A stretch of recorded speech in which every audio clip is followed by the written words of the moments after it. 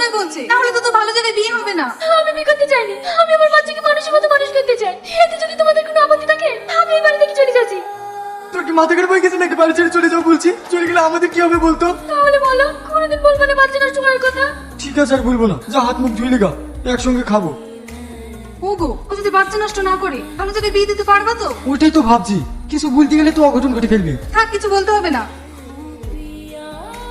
Doctor বাবু কি বুঝছেন? বাচ্চার সময় হয়ে গেছে, আজকে ডেলিভারি করতে হবে। কোনো অসুবিধা নাই তো? না না, কোনো অসুবিধা নেই। সিস্টার, পেশেন্টকে তাড়াতাড়ি ওটিতে নিয়ে যাও, এক্ষুনি সিজার করতে হবে।